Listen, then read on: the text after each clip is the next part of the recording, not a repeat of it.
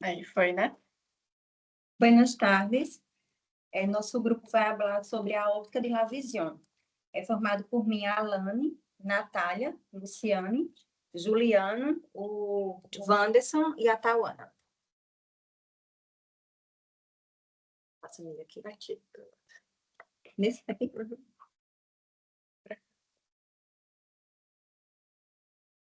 Temos como objetivo compreender os principais princípios físicos de La Óptica, que vamos analisar como funciona a óptica do olho, estudar o sistema humoral, em especial o líquido intraocular.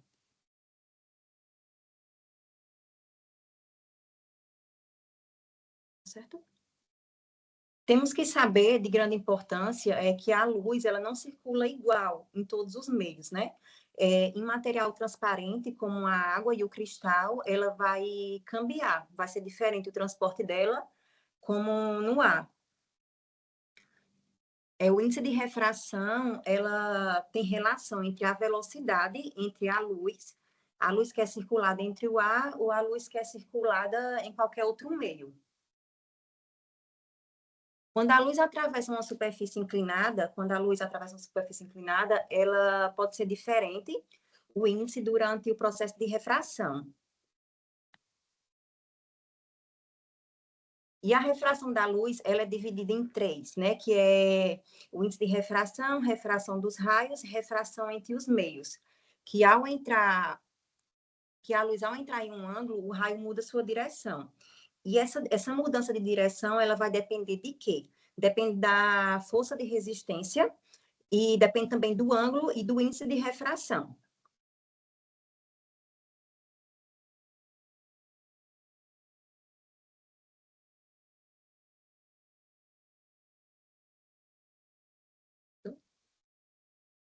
Outro exemplo que nós podemos observar também é as lentes. Elas são divididas em três pontos principais. Que é lente convexas e côncavas, a distância focal e o poder de refração. As lentes convexas, elas se concentram mais no raio de luz e formam uma imagem invertida, uma imagem diferente das lentes côncavas, que as lentes côncavas, ela dispersa os raios, gerando como se fosse uma divergência entre as lentes. A distância, ela é um conceito muito importante, porque é um ponto de onde vai ter os raios diferentes, paralelos, ao atravessar uma lente que seja convexa. O poder de refração já é uma lente que se mede entre as diprotias e indica mais sua capacidade para desejar ou então enfocar uma luz de diferentes ângulos.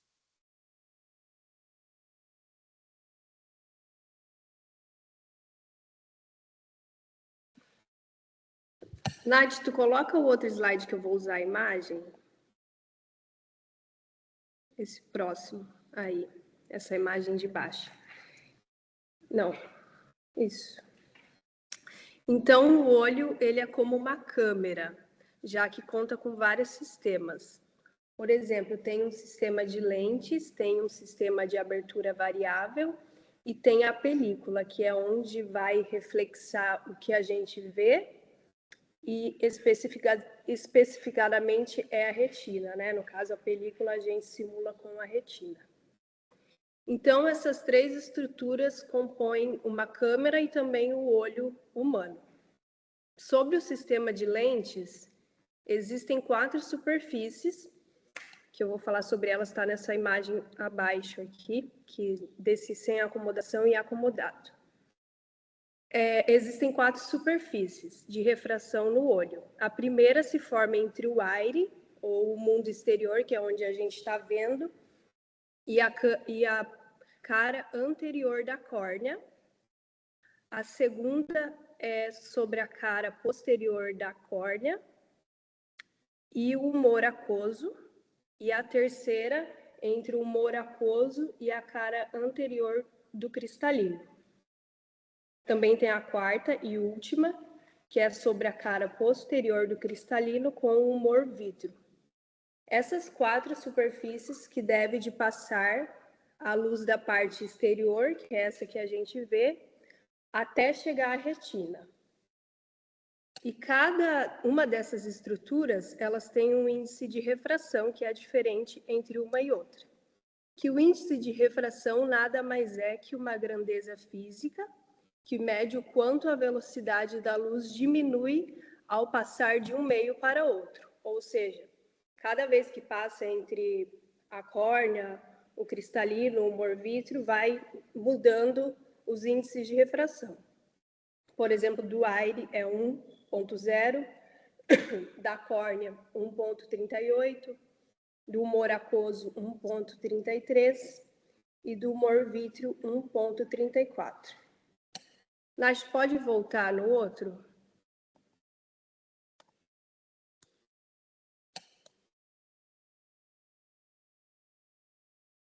Nath? Esse ou antes? Não, o primeiro. Vou falar sobre a imagem invertida.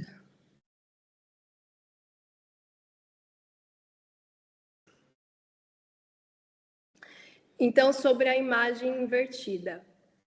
Ela se forma de maneira invertida em la retina, mas o cérebro ele interpreta corretamente. Como que acontece isso? As células da retina captam essa imagem invertida e enviam as informações através do nervo óptico para o cérebro. No córtex visual ou na corteza, localizado no lóbulo occipital, especificadamente na área 17, o cérebro processa e reorganiza esses sinais, corrigindo a posição. Como isso ocorre desde o nascimento, então o cérebro ele aprende automaticamente a interpretar a imagem de forma correta. Então nós nunca percebemos a inversão. Sobre a acomodação, que basicamente é o enfoque de objetos cercanos, ou seja, se refere que, em primeiro lugar, o cristalino se volve mais convexo, mais curvado. Em segundo lugar, a pupila se contrai, que é o ato de miose, vai diminuir o diâmetro e, finalmente, os orros se convergem, ou seja, se movem hacia dentro. O mecanismo, nesse caso, vai ser, em primeiro lugar, vai existir uma relaxação das fibras zonulares, que vai permitir que o cristalino se volva mais esférico. Depois, vai existir a contração dos músculos auxiliares, que vai reduzir a tensão das fibras e vai aumentar, como tal, a convexidade do cristalino e, finalmente, se vai dar a contração do esfíncter pupilar, que reduz o tamanho da pupila. Isso seria o sistema parasimpático. Pronto. Pode passar.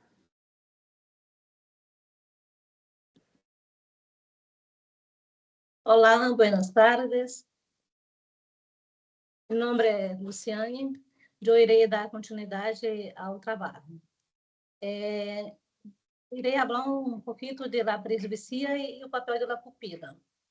Bem, dentro disso, irei falar um pouco sobre a definição, sobre as causas, as correções, o papel da pupila e a profundidade do foco. Na imagem que nós temos aí do lado, primeiramente, perdão, vamos falar sobre a questão da percepção sensorial. 70% de nossa percepção sensorial, a responsável por isso é a nossa visão. Tá? Então, assim, na imagem que nós vemos aí do lado, nós temos uma imagem normal e uma imagem de presbicia. Mas, para que nós possamos entender melhor, o que é presbicia? Presbicia é a perdida progressiva da acomodação do cristalino. Né? Essa perdida da acomodação do cristalino vai causar uma dificuldade na visão e vai, com isso,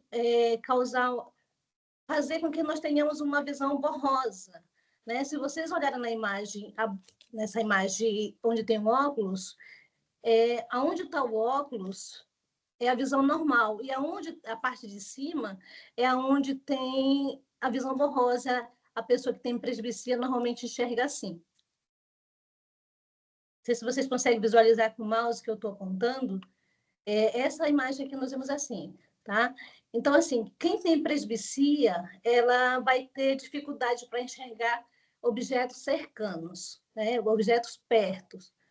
E vale ressaltar que a presbicia ela não é uma enfermidade, e sim uma alteração fisiológica relacionada com a idade. Ou seja, todos nós, a partir de 40 a 45 anos, vamos apresentar essa alteração, né? Quais são as causas dessa que levam à presbicia? Para que o cristalino não fique acomodado no olho. Bem, nós podemos citar duas causas, que é a perdida da elasticidade do cristalino e também a ação dos músculos ciliares. Devido à idade, conforme a idade vai passando, o músculo ciliar ele tem a função de fazer essa acomodação do cristalino no globo ocular, né? Conforme a idade vai passando, essa elasticidade vai se perdendo, né? E perde essa capacidade de acomodar o olho, né? O cristalino também, com a idade, ele vai envelhecendo, ele cria uma capa grossa e vai ficar menos flexível. E essa falta de flexibilidade, ao tentarmos enfocar o objeto para perto, ele não muda a sua forma, que deveria ser convergente, né? Para quem enxerga para perto, na presbicia e hipermetropia, a lente tem que ser convergente, e ele não cria essa forma convergente para enxergar objetos cercanos.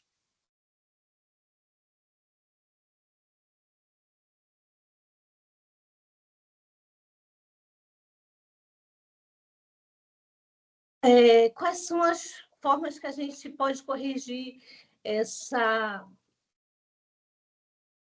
a presbicia? Bem, nós temos as lentes. Nós temos as lentes monofocais, bifocais e multifocais, que são a mesma coisa que progressivas multifocais. E também nós temos as cirurgias. As monofocais, hoje, já não são mais praticamente utilizadas, né? Os médicos praticamente já não indicam. Normalmente, eles indicam a bifocal e as multifocais. A bifocal, aqui na imagem, são duas lentes, formadas por duas lentes. A parte superior é para você enxergar objetos longes, e a parte inferior para que nós possamos enxergar objetos próximos. A desvantagem da lente bifocal é que ela não tem a visão intermediária.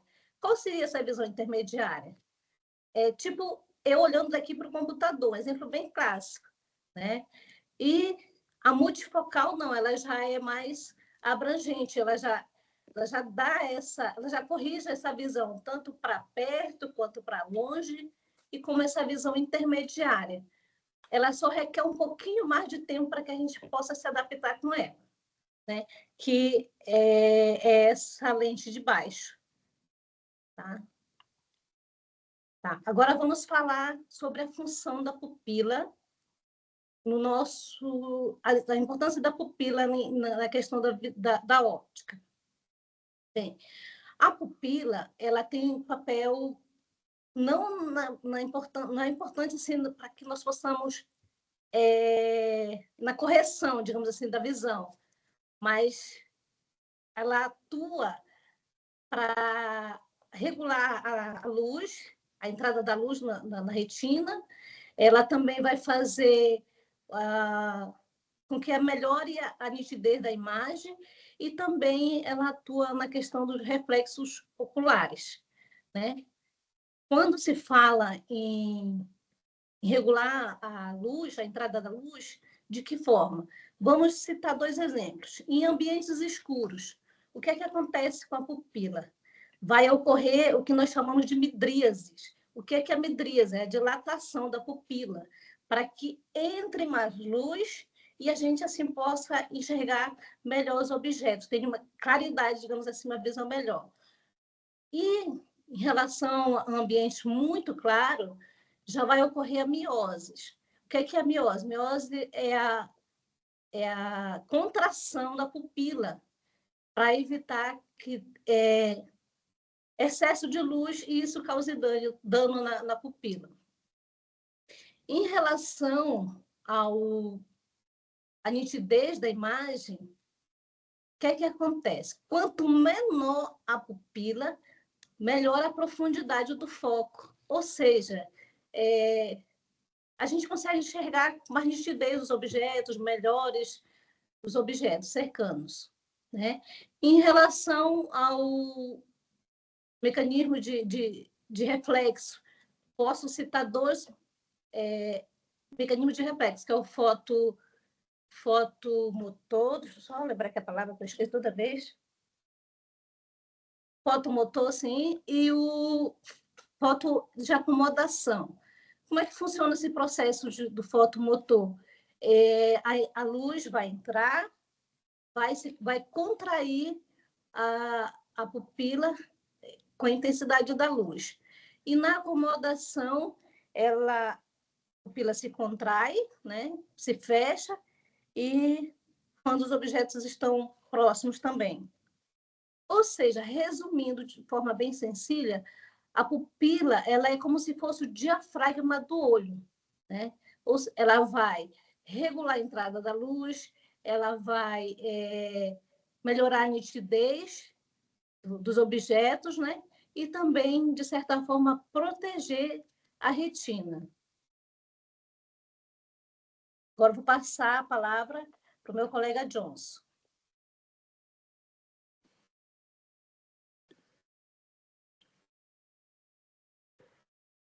Olá, boas tardes.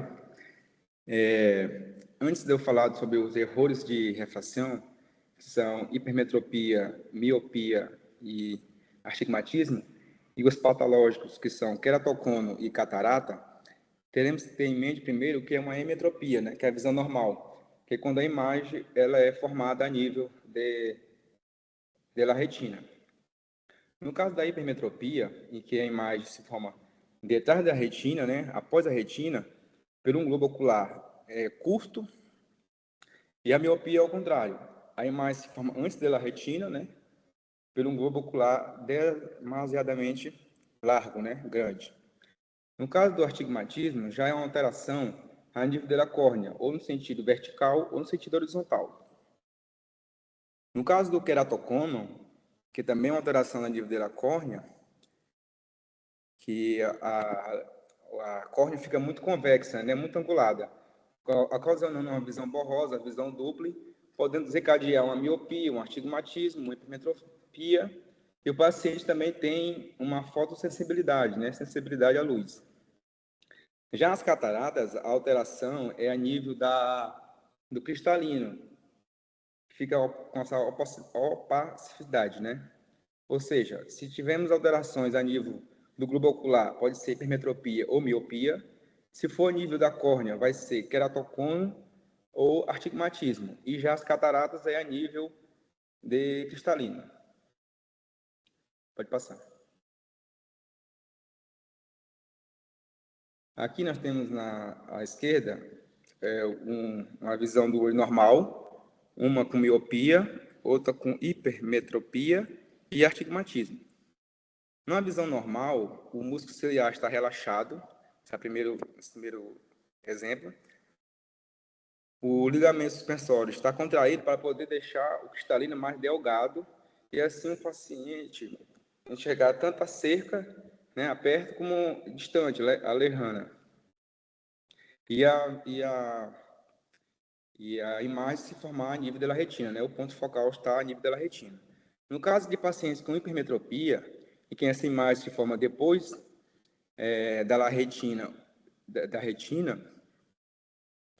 e da miopia, assim, a imagem se forma antes da retina. No caso da hipermetropia, ou se forma por um globo ocular custo ou por uma dioptria débil. No caso da miopia, se faz pelo globo ocular ser extremamente grande ou uma diotropia excessiva. No caso da hipermetropia, se pode se solucionar pelo sistema de acomodação. O músculo ciliar vai contrair, relaxando o ligamento suspensório, deixando o cristalino mais delgado, né? Ou mais convexo, maior. E assim a distância focal, o ponto focal que está depois da retina, fica a nível da retina. No caso da miopia, o sistema de acomodação não serve, porque eu ia ter que deixar esse cristalino mais delgado, mais fino possível.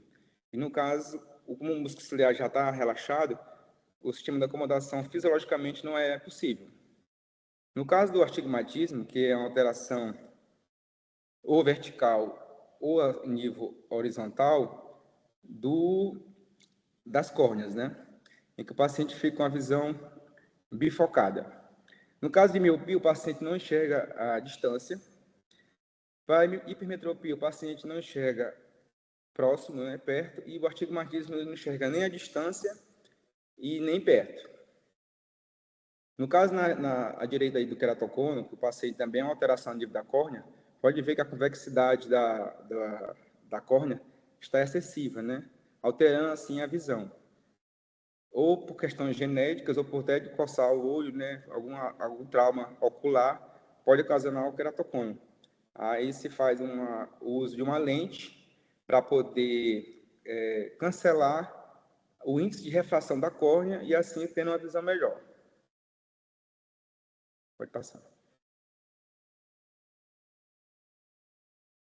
As cataratas, como foi falado, né? É a nível do cristalino. Pode ver que aqui no olho normal o cristalino está transparente e no olho com catarata tem essa opacidade do cristalino, né? Que é ocasionado pela desnaturação das proteínas desse cristalino, onde é feito o tratamento cirúrgico, né? Se faz a extirpação, a remoção do cristalino, se coloca uma prótese de plástico e se coloca-se uma lente convexa para solucionar o caso. Pode passar. Aqui está as correções que já foi falado, né? Em lentes convexas, lentes côncavas, lentes cilíndricas e lentes de contato, né? Aqui na primeira imagem, nós temos um paciente normal que enxerga tanto a cerca como longe, né? No caso da hipermetropia, pode ver que o paciente está enxergando longe nessa imagem, mas a cerca está borrosa, né? Perto. Então, ele não enxerga perto, só longe. E no caso do astigmatismo, na terceira imagem, está uma visão borrosa, né? Tanto perto como longe, ele não está conseguindo enxergar. Já na quarta imagem, que é a miopia, o paciente enxerga tipo um modo retrato, igual no celular, que a gente bota o modo retrato, ele foca perto, pero a distância fica desfocado, né? Embaçado. E aqui tem um exemplo de lentes. Lentes convergentes são lentes convexas, né? Que convergem para um ponto. E tem umas lentes divergentes, que são lentes côncavas, né? Que vão divergir para um ponto. Vai passar.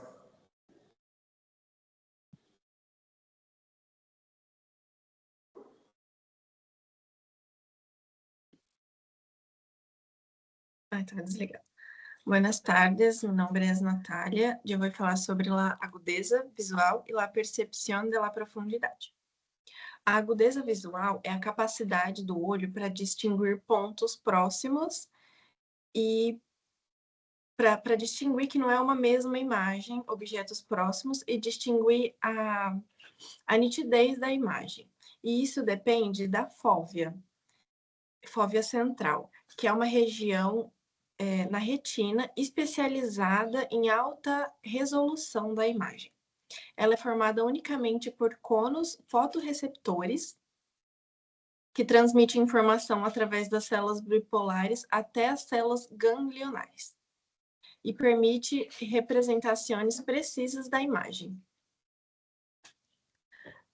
Para quantificar a agudeza visual, a gente usa a avaliação pela tabela de Snell.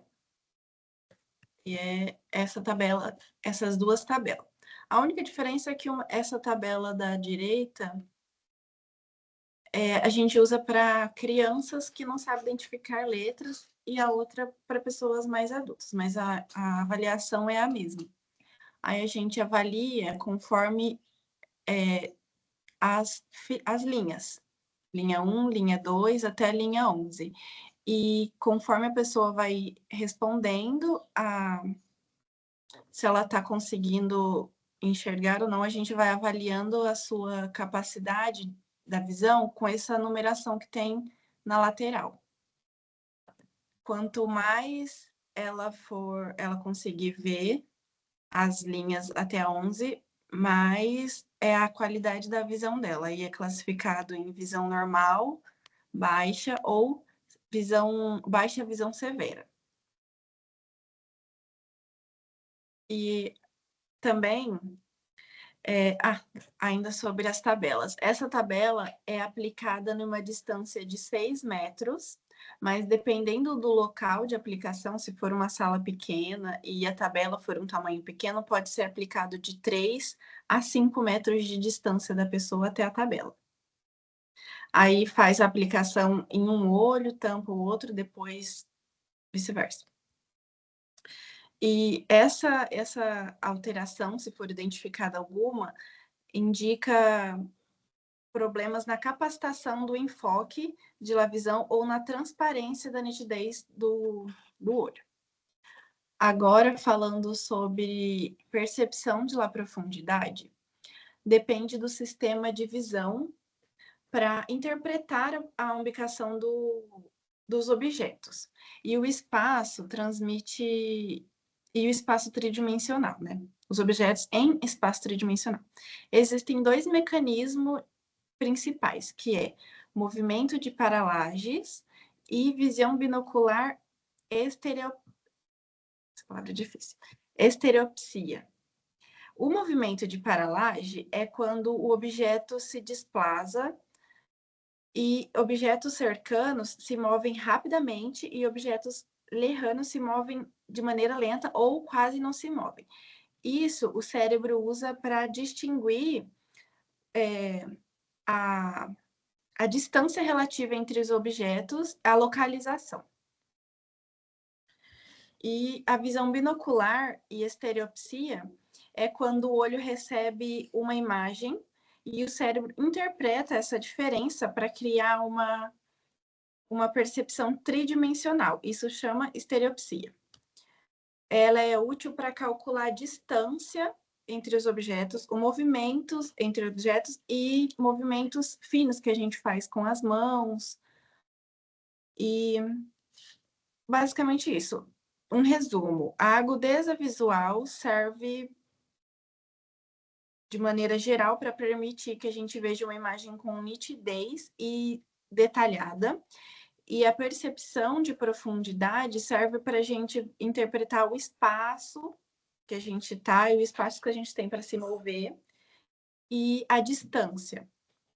E elas são complementares. Aqui está um resumo sobre a fóvea de la retina, que eu também já falei. Agora o Gil vai falar. Vou virar aqui para ele.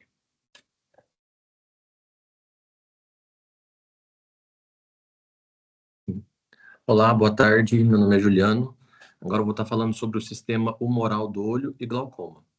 O que é esse sistema humoral? Ele é importante para distinguir os vários tipos de líquido que tem no globo ocular. E dentro do intraocular, a gente tem 2 tipos de líquido, que é o humor aquoso e o humor vítreo. Agora eu vou falar a função de cada um separado. O humor vítreo é uma substância gelatinosa e transparente. Ele se encontra entre o cristalino e a retina. Ele tem algumas funções. Além de amortecer o impacto, a principal função dele é manter a retina aderida à parede do olho.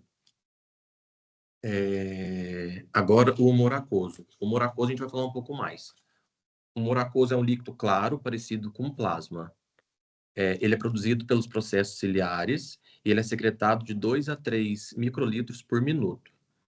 O humor aquoso ele está localizado na câmara anterior, entre a córnea e a íris, e na parte posterior, entre a íris e o cristalino. Ele também tem algumas funções, o humor aquoso, mas a principal é manter a pressão intraocular. Agora, falando sobre esse conducto de Schlein, esse conducto ele é um canal entre a córnea e a íris. E ele está dentro da malha trabecular do olho. O papel dele é drenar o humor aquoso. O humor aquoso, quando ele faz a sua função, ele depois necessita ser drenado. ele vai passar pela malha trabecular, depois ele vai para o conducto de Slen até ir para os vasos. Se ele não conseguir fazer todo esse percurso, se ele não conseguir ser drenado, vai aumentar uma pressão intraocular. O valor normal de uma pressão intraocular é de 15 milímetros de mercúrio, mas ele pode variar de 12 até 20 milímetros de mercúrio. E como que a gente mede isso? É através de um objeto chamado tonômetro. É feito através de um exame chamado tonometria. E o exame de tonometria, o padrão ouro é a tonometria de aplanação de Goldmann. Se os valores for acima do indicado, ele pode mostrar riscos clínicos, né, muito importantes, como o glaucoma, que é um distúrbio, né, no qual a pressão intraocular atinge níveis muito elevados, em torno de 60 a 70 milímetros de mercúrio. O que acontece? Quando aumenta muito, a pressão intraocular fica muito alta. Quando a pressão fica muito alta, ele vai ter a compressão do nervo óptico e também da artéria central da retina, causando morte neuronal e a possível perda da visão. Falando sobre a malha trabecular também, tem uma analogia que a gente dá para fazer, que pensa na malha trabecular como se fosse um ralo de pia. Se o ralo da pia estiver limpo, a água vai passar e vai escoar normalmente. Se o ralo da pia estiver sujo, a água vai ficar entupida ali e vai começar a encher. E a malha trabecular é a mesma coisa. Se tiver alguma coisa obstruindo os poros, substâncias amorfas, proteínas, alguma coisa do tipo, não vai conseguir drenar o humor aquoso. Aí vai acontecer essa pressão intraocular. E o tratamento? Nath, pode passar. Então, o glaucoma, que nem eu falei, essa pressão muito elevada, né? Para tratar o glaucoma no começo, pode entrar com colírios, né? Para poder diminuir a produção do humor aquoso. Por quê? O que está causando isso é essa pressão muito forte, né? Não está passando o humor aquoso, não está drenando. Aí nessa foto está mostrando o olho normal, né, e com glaucoma. No glaucoma, tendo essa acumulação do humor aquoso, tendo a compressão desse nervo óptico. Então, o tratamento, se não for eficaz o colírio, aí a gente faz o tratamento cirúrgico, que é a drenagem do humor aquoso através do conduto de Schenck.